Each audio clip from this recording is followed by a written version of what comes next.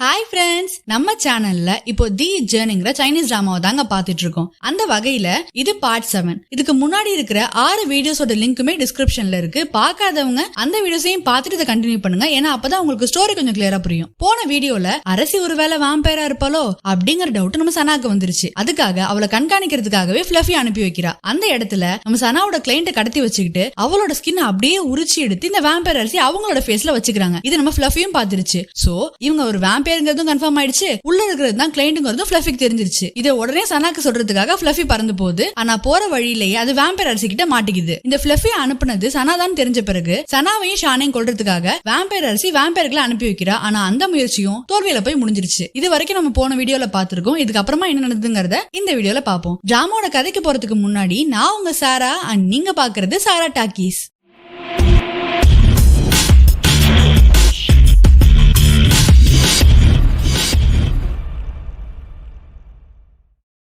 சனாவை கொல்ல முடியலன்னு உடனேயே யாலாவோட பேலஸ்க்கு வாம்பயர் ராணி போறாங்க. என்ன மனசு மாறிட்டியா?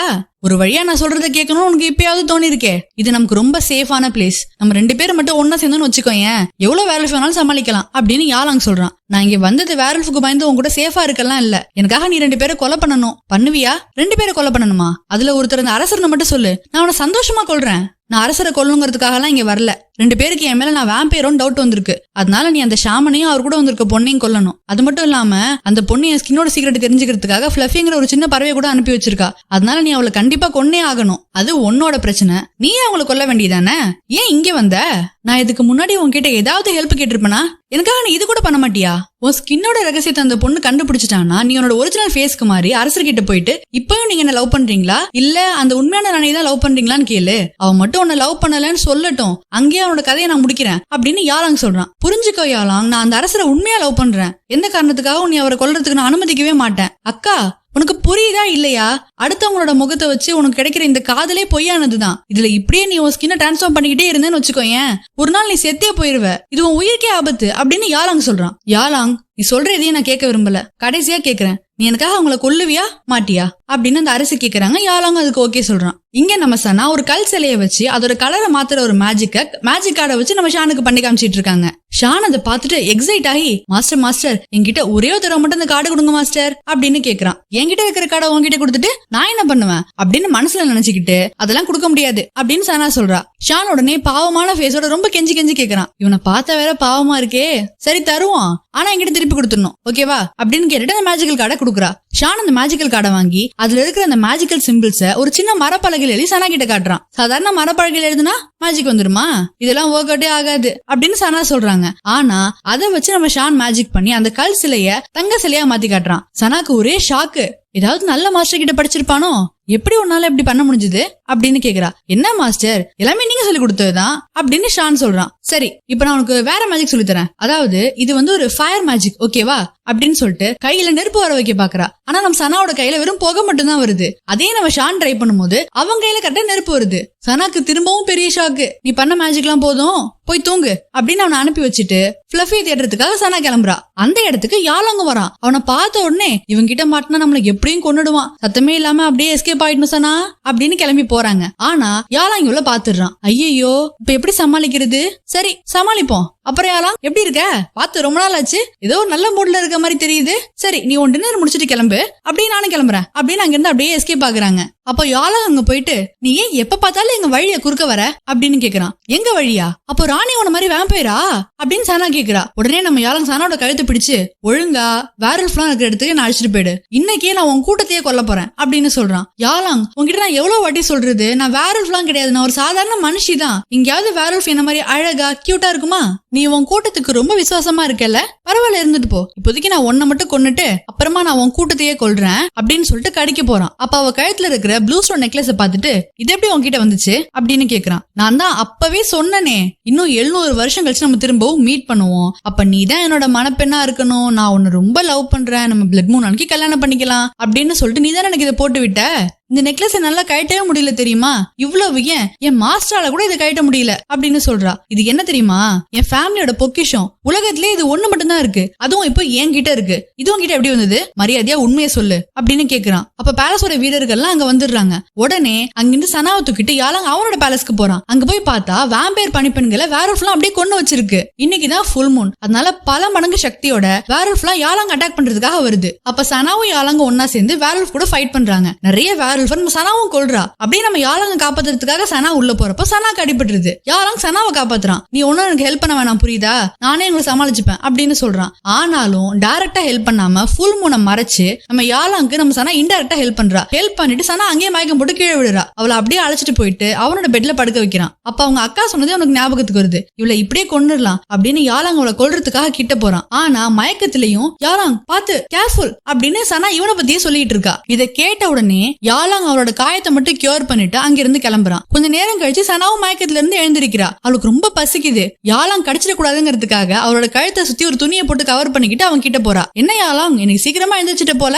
என்ன எப்பவுமே என்ன பார்த்து பயந்து பயந்து ஓடுவ, இன்னைக்கு ரொம்ப தைரியமா என்கிட்டயே வந்து உட்காந்துருக்க, அதுவா ரொம்ப பசிக்குது, பயத்தை விட இப்ப பசிதான் அதிகமா இருக்கு அப்படின்னு சொல்லிட்டு அங்க இருக்கிற ஃப்ரூட்ஸ் எல்லாம் எடுத்து சாப்பிட்டுட்டு இருக்கா. சாப்பிடும் போதே நேத்து நடந்த ஃபைட்ல வேற நான் உயிரை காப்பாத்திருக்கேன்ல, அதனால நம்ம ரெண்டு பேரும் இனிமே ஃப்ரெண்ட்ஸ் ஆயிடலாமே அப்படின்னு கேக்குறா. சரி நீ என் உயிரை காப்பாத்தினதுனால உனக்கு ஏதாவது ஆசை இருந்தா சொல்லு, அதை நான் நிறைவேற்றி என் நன்றி கடனை முடிச்சுக்கிறேன் அப்படின்னு யாலாங் சொல்றான். சனாவும் யோசிச்சுட்டு இருக்கா. நான் பொதுவா யாருக்கிட்டையும் வாக்கு கொடுக்க மாட்டேன், முக்கியமா உன்ன மாதிரி செல்ஃபிஷான மனுஷங்க கிட்ட நான் பேசவே மாட்டேன், ஆனா நான் உனக்கு நன்றி கடன் பட்டிருக்கேன், அதனால உன்னோட ஆசை என்னன்னு எனக்கு சீக்கிரமா சொல்லுன்னு கேக்குறான். நாளைக்கு பொறுமையா சொல்றேனே அப்படின்னு சனாவும் அங்கிருந்து எஸ்கேப் ஆக பாக்குறா. உன்னோட ஆசையை சொல்லாம இந்த பேலஸை விட்டு உன்னால வெளியே போக முடியாதுன்னு யாலாங் அவளை வழிமறிக்கிறான். அப்படியா, நம்ம 700 வருஷத்துக்கு அப்புறம் மீட் பண்ண போறேன்னு சொன்னேன்னு, அப்போ நீதான் என்னோட மனப்பெண், நான் உன்னை கல்யாணம் பண்ணிக்கணும், உன்னை வேம்பயரா மாத்துறேன் அப்படின்லாம் சொல்லி என்ன டார்ச்சர் பண்ணாம அதே எனக்கு போதும் அப்படின்னு சனா சொல்றா. என்னது நீ என்னோட மனப்பெண்ணா, உன்ன மாதிரி மனுஷங்கள்லாம் எனக்கு வெறும் சாப்பாடு தான் சனா, நான் எப்படி உன்னை கல்யாணம் பண்ணிப்பேன், இந்த டேபிள்ல இருக்கிற பழத்தை என்னால கல்யாணம் பண்ணிக்க முடியுமா, அதே மாதிரிதான் நீ எனக்கு,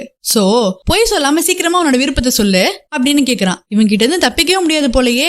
சரி நான் இந்த ஷங்கான சிட்டிக்கு வந்ததுல இருந்து மக்கள்லாம் எப்படி ஃபன் பண்ணுவாங்க, எப்படி டேட் பண்ணுவாங்க, எப்படி செலிப்ரேட் பண்ணுவாங்கன்னு நான் பார்க்கவே இல்ல, நீ வேணா எல்லா மக்களும் நல்லா ஜாலியா கெட் டுகெதர் பண்ணி ஒரு செலிப்ரேட் பண்ற இடத்துக்கு நான் அழைச்சிட்டு போயேன் அப்படின்னு சொல்றா. யாலாங்க அவளை ஒரு செலிப்ரேஷன் கழிச்சிட்டு போறான். அங்க எல்லாரும் ஜாலியா ஆடி பாடி ஃபன் பண்ணிட்டு இருக்காங்க. பரவாயில்லையே, இந்த காலத்துல எல்லாரும் இப்படிதான் என்ஜாய் பண்ணுவாங்களா, என்னோட காலத்துலயும் கிட்டத்தட்ட எல்லாரும் இப்படிதான் என்ஜாய் பண்ணுவாங்க, அது மட்டும் இல்லாம இங்க வந்திருக்கிற நிறைய பேர் டேட் பண்றாங்கன்னு நினைக்கிறேன், ஓ மனுஷங்களாம் இப்படிதான் டேட் பண்ணுவாங்களா அப்படின்னு யாலாங்கும் பாத்துட்டு இருக்கான். அப்போ ஒருத்தங்க வந்து நம்ம சனாவை டான்ஸ் பண்றதுக்காக கூப்பிடுறான். யாலாங்க அவனை அடிக்க போறான். இல்லங்க நான் இவர் கூட வந்திருக்கேன், நீங்க ஆடுங்க அப்படின்னு அவரை அனுப்பிட்டு சனா யாலாங்கோட கையை பிடிச்சு ஆட ஆரம்பிக்கிறா. நம்ம யாலாங்குக்கு இதெல்லாம் ரொம்ப வித்தியாசமா இருக்கு. கொஞ்சம் கொஞ்சமா அவனுக்கு சனாவையும் பிடிக்க ஆரம்பிக்குது. ஆடிட்டு இருக்கும் போது நம்ம சனா இவனோட கையை விட்டுட்டு தனியா ஆடிட்டு இருக்கா. அப்ப சடனா நம்ம யாலாங்க போயிட்டு சனாவோட கையை பிடிச்சு அவ கூட சேர்ந்து ஆட ஆரம்பிக்கிறான். நம்ம சனா மேல யாலாங்குக்கு கொஞ்சம் கொஞ்சமா லவ் வர ஆரம்பிக்குது. ஆடிக்கிட்டே நம்ம சனா டக்குன்னு ஸ்லிப் ஆகி கீழே விழுறப்போ யாலாங்க அவளோட டக்குன்னு பிடிக்கிறான். அப்படியே நம்ம சனா யாலாங்க பாக்க, யாலாங் சனாவை பாக்க எனக்கு கொஞ்சம் நேரம் போயிட்டு இருக்கு. அப்புறம் அவங்க வேற ஒரு இடத்துக்கு போறாங்க. அங்க ரெண்டு பேரும் கிஸ் பண்றத பாத்துட்டு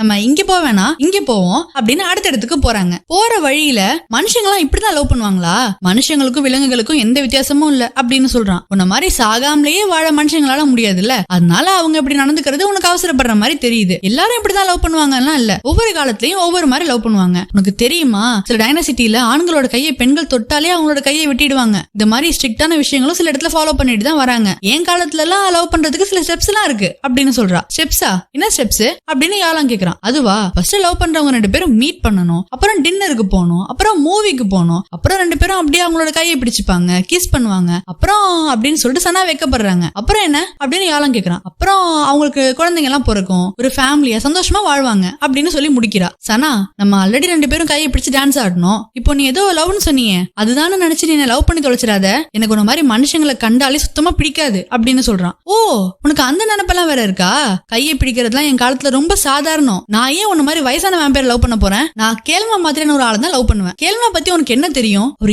எவ்வளவு கியூட்டா இன்னசென்ட்டா ஹேண்ட்ஸமா ஒரு இளவரசன் மாதிரி இருப்பாரு தெரியுமா, நான் அவரை தான் லவ் பண்ணுவேன் அப்படின்னு சொல்றா. ஆக்சுவலா கேல்மாங்கிறது ஒரு சைனீஸ் டிராமா ஆக்டர், அவர் தான் இந்த யாலாங்களோட பிளே பண்றவரு. சோ யாலாங் தான் அந்த கேல்மா. ஓ அப்படியா சனா, இப்பதான் உன்னோட விருப்பம் என்னன்னு எனக்கு நல்லா புரியுது. ஓ புரிஞ்சிருச்சா, சரி சீக்கிரமா கிளம்புப்பா, இனிமே ஓம் பாதை வேற ஏன் பாதை வேற, நான் கிளம்புறேன் அப்படின்னு சனா அங்க இருந்து கிளம்புறா. நில்லு சனா, இதுதான் நம்ம ரெண்டு பேரும் சந்திக்கிற கடைசி சந்திப்பு, இனிமே நானே நினைச்சாலும் உன்னை என்னால பார்க்க முடியாது, ஏன்னா இப்பவே நான் உன்னை கொல்ல போறேன் அப்படின்னு கடிக்க வரான். அப்ப சனாவை காப்பாத்த வேம்பயர் எல்லாம் அங்க வந்துடுறாங்க. வராங்க. அவங்க எல்லாரு கூடயும் யாலாங் ஃபைட் பண்ணிட்டு இருக்கான். அப்ப சனா அவளோட மொபைல் எடுத்து, இது ஒரு மந்திர பொருள், இதுல உன்னை அடைச்சு இப்பவே உன்னை என்னால சாம்பலாக்க முடியும் தெரியுமா அப்படின்னு அவனை போட்டோ எடுத்து ஏமாத்திட்டு இருக்கா. என்ன எல்லாம் உன்னால இதுல அடைக்கவே முடியாது அப்படின்னு யாலாங் சொல்றான். ஆனா சனா கையில அவனோட போட்டோ இருக்கிறத பார்த்துட்டு பயந்து போய் அவனை சுத்தி ஒரு பாதுகாப்பு வளையத்தை உருவாக்குறான். அந்த கேப்பை பயன்படுத்தி ஹண்டரும் நம்ம சனாவும் அங்கிருந்து தப்பிக்கிறாங்க. யாலாங் கண்ணை திறந்து பாக்குறப்ப அங்க யாருமே இல்ல. இந்த டைம் என்ன ஏமாத்திட்டு தப்பிச்சு போயிட்டியா, நான் அடுத்த டைம் உன்னை பாக்குறப்போ கண்டிப்பா உன்னை கொல்லாம விட மாட்டேன் அப்படின்னு யாலாங்கும் அங்க இருந்து கிளம்பிடுறான். அடுத்த சீன்ல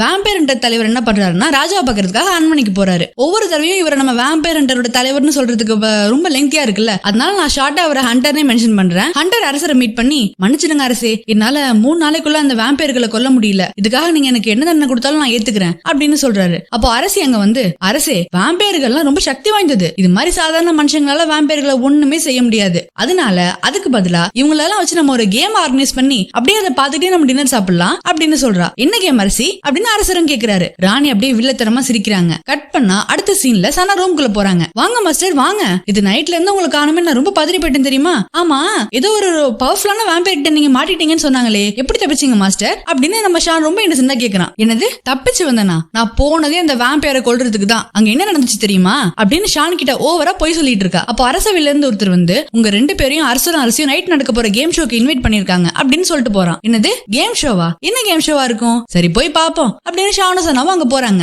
அங்க வேம்பயர் என்ற குரூப்ல இருக்கிற எல்லாருமே கேம்காக வந்திருக்காங்க. இப்போ நம்ம அரசர் கேமோட ரூல்ஸ் எல்லாம் சொல்ல ஆரம்பிக்கிறாரு. உங்களுக்கு கொடுக்க போற எல்லா தடைகளையும் தாண்டி அரண்மனையோட டாப்ல இருக்கிற இந்த கொடியை யாரு எடுக்கிறாங்களோ அவங்க தான் வின்னர் அப்படின்னு சொல்றாரு. டீம்ல இருக்கிறவங்க கிட்ட நம்ம எல்லாரும் ஒற்றுமையா இருந்தா கண்டிப்பா வின் பண்ணிடலாம் அப்படின்னு டீம் லீடரான நம்ம வேம்பயர் என்ற டீமையே ஊக்குவிச்சிட்டு இருக்காரு. அப்போ ஒரு ரூம்ல இருந்து நிறைய காட்டுவாசிகள் எல்லாம் இவங்க கூட ஃபைட் பண்றதுக்காக அங்க வராங்க. நம்ம அரசர் சொன்ன தடைகளே இவங்க தான், சோ இவங்களை மீறி தான் அந்த கொடியை எடுக்கணும். இங்க நடக்கிறது கொஞ்சம் கூட சரியில்லை, மனுஷங்களோட உயிரை மதிக்காம அதை வச்சு இப்படி விளையாண்டுட்டு இருக்காங்க, இதை எப்படியாவது தடுக்க முடியாதா அப்படின்னு சனா கேக்குறா. பரவாயில்ல மாஸ்டர், கொஞ்சம் பேர் தானே, கொஞ்சம் பேர் செத்து போனா ஒண்ணும் இல்ல மாஸ்டர் அப்படின்னு ஷான் சொல்றான். நீ சொல்லுவடா, ஆரம்பத்துல என்னையே கட்டி வச்சு எரிக்க பார்த்தவன் தானே நீ இப்படிதான் சொல்லுவ. சாரி மாஸ்டர், பழைய கதையெல்லாம் இப்போ ஏன் பேசுறீங்க, கேம பாருங்க அப்படின்னு ஷான் சொல்றான். அப்போ கேம்ல வேம்பயரோட டீம் காட்டுவாசிகளோட செம்மையா ஃபைட் பண்ணிட்டு இருக்காங்க. உடனே ராணி அங்கிருந்து எழுந்திருச்சு, அரசே எனக்கு இந்த கேம் ரொம்ப போர் அடிக்குது, தூக்கமா வருது, நான் கிளம்புறேன் அப்படின்னு சொல்றா. கொஞ்சம் இரு ராணி, நான் அந்த கேம் இன்னும் இன்ட்ரெஸ்டிங்கா மாத்துறேன் அப்படின்னு அரசர் சொல்றாரு. கேம் இன்ட்ரெஸ்டிங்கா ஆக்குறதுக்காக அரசர் ஹண்டரை எய்ம் பண்ணி ஒரு அம்பு விடுறாரு. ஹண்டர் ஜஸ்ட் மிஸ்ல தப்பிச்சு அரசரையே அப்படியே ஷாக்கிங்கா பாக்குறாரு.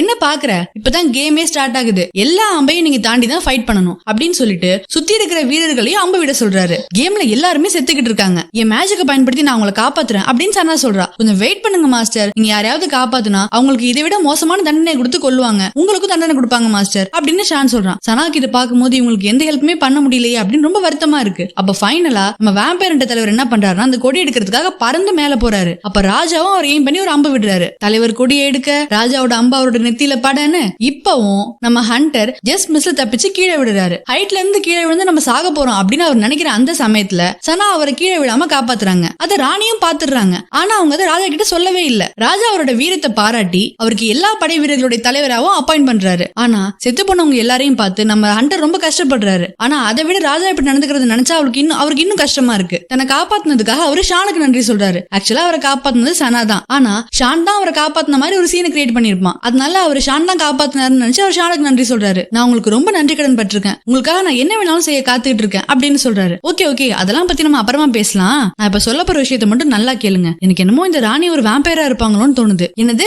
வேம்பயரா, அப்ப நம்ம ராஜாவோட உயிருக்கே ஆபத்தாச்சே, இப்போ என்ன பண்றது அப்படின்னு ஹண்டர் கேக்குறாரு. பதட்டப்படாம நான் சொல்றது நல்லா கேளுங்க. ராணி மட்டும் இல்ல, அவங்களுக்கு கீழே இருக்கிற சில பணியாட்களையும் அவங்க வேம்பயரா மாத்தி வச்சிருக்காங்க. அவங்க தான் இங்க வேலைக்கு வர எல்லா பெண்களையும் கொன்னு அவங்களோட ரத்தத்தை எல்லாம் குடிக்கிறாங்க அப்படின்னு சனா சொல்றா. இங்க நடக்கிற எல்லா பிரச்சனையுமே எங்களுக்கு தெரியும், அதை சரி பண்ணதான் நாங்க 2 பேரும் இங்க வந்திருக்கோம். ஆனா எங்களுக்கு இன்னும் நிறைய பேர் தேவைப்படுறாங்க, அதுக்கு முக்கியமா உங்களோட ஹெல்ப் எங்களுக்கு வேணும் அப்படின்னு ஷான் சொல்றான். கண்டிப்பா என் சைட்ல இருந்து இந்த நாட்டை காப்பாத்துறதுக்காக நான் என்ன வேணாலும் செய்ய தயாரா இருக்கேன், இப்போ நான் எக்ஸாக்டா என்ன பண்ணணும் மட்டும் சொல்லுங்க அப்படின்னு ஹண்டர் கேக்குறாரு. உடனடியா நிறைய மரக்கட்டைகளை சீவி அதை வச்சு ஒரு ஷார்ப்பான வெப்பனை உருவாக்கணும். அதே மாதிரி நிறைய சில்வர் ஊசி எல்லாம் எங்களுக்கு வேணும். இந்த 2 மெத்தடை பயன்படுத்தி மட்டும் தான் வேம்பயரை ஃபாஸ்டா அழிக்க முடியும் அப்படின்னு சனா சொல்றா. மரக்கட்டைகள்லாம் ஓகே, ஆனா சில்வர் அரேஞ்ச் பண்றதுதான் கொஞ்சம் கஷ்டம், இருந்தாலும் நான் கூடிய சீக்கிரத்துல இதை நான் இந்த 2த்தையும் அரேஞ்ச் பண்றேன் அப்படின்னு சொல்லிட்டு ஹண்டர் அங்க இருந்து கிளம்புறாரு. அடுத்த நாளே சின்னதா ஒரு ஃபேக்டரி மாதிரி செட்டப் பண்ணி அங்க நிறைய மரக்கட்டைகளை வெப்பனா மாத்திட்டு இருக்காங்க. அதே மாதிரி சில்வர் வச்சும் ஷார்ப்பான வெப்பனை தயாரிக்கிறாங்க. சனாவோட தலைமையில நம்ம ஹண்டர் என்ன பண்றாருன்னா நிறைய வீரர்களுக்கு வேம்பயரோட சண்டை போடுறதுக்கான பயிற்சியை கொடுத்துட்டு இருக்காரு. சனா இங்க வந்ததே கிளைண்ட் கண்டுபிடிச்சு அவங்களோட பிரச்சனையை சரி பண்ணதான். ஆனா அவங்க இப்போ வரைக்கும் கிளைண்ட் கண்டுபிடிக்கல. இதுல ஃபிளஃபிய வேற காணும். அதுக்காக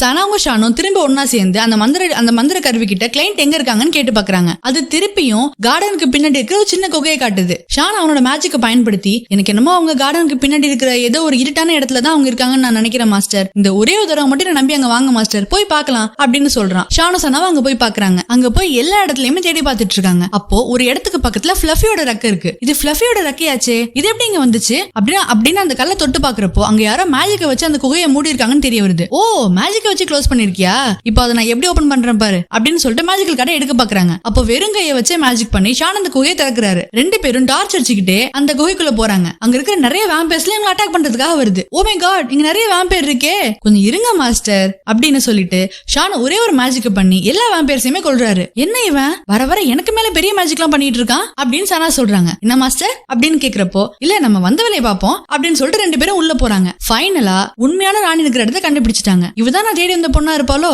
அப்படின்னு அவளோட ஃபேஸ பாக்குறாங்க. என்ன இது, இந்த வேம்பையர் யாருங்க அடைச்சு வச்சிருக்காங்க, இவளை நம்ம உடனே கொல்லணுமே அப்படின்னு அவளோட சில்வர் ஹேர் பின் எடுத்து அவளை குத்த வரா. பாஸ் அவளை கொல்லாதீங்க அப்படின்னு ஃப்ளஃபி சொல்லுது. ஃப்ளஃபி நீ இங்கே இருக்க, இங்க எப்படி வந்து மாட்டிக்கிட்ட?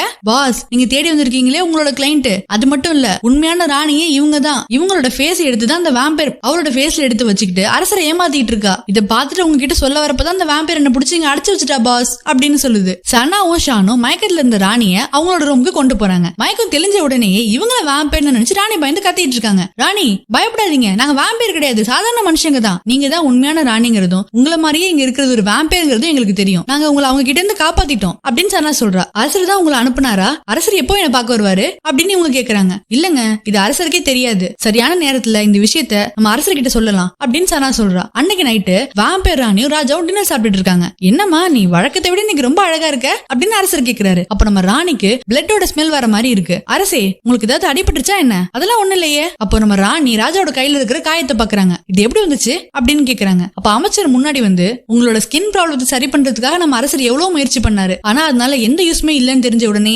அவரோட பிளட்டையே கொடுத்து ஒரு யாகத்தை நடத்தினாருமா. ராஜா உங்களை அளவுக்கு அதிகமா லவ் பண்றாருமா அப்படின்னு சொல்றாரு. இப்போ இதெல்லாம் உங்களை யாராவது கேட்டாங்களா, முதல்ல வெளியே போங்க அப்படின்னு அமைச்சர் திட்டி ராஜா வெளியே அனுப்புறாரு. ஏன் இப்படி பண்ணீங்க, உனக்காக நான் பண்ணாம வேற யார் இதெல்லாம் பண்ணுவாங்க, எனக்கு உன் பிரச்சனை சரியாகணும், அதுக்கு நான் என் உயிரை கொடுக்க கூட தயாரா இருக்கேன். சரி இதுக்காக நீ வருத்தப்படாத, இன்னைக்குதான் 7வது நாள், ஷாமன் உனக்காக ஒரு பெரிய மேஜிக் பண்றதுக்காக ரெடியா இருக்காரு, நீ எந்த கவலையும் படாம மேஜிக் நல்லா என்ஜாய் பண்ணு அப்படின்னு அரசர் சொல்றாரு. சனாவோ ஷானோ அங்க போய் என்ன மேஜிக் பண்ணாங்கிறது தெரிஞ்சுக்க நம்ம சேனலை சப்ஸ்கிரைப் பண்ணுங்க. நான் இந்த கதையை சொன்ன விதம் உங்களுக்கு பிடிச்சிருந்தா மறக்காம இந்த வீடியோக்கு லைக் பண்ணுங்க. உங்களோட ஃபீட்பேக்கை கீழே கமெண்ட் பண்ணுங்க. தேங்க்ஸ் ஃபார் வாட்சிங்.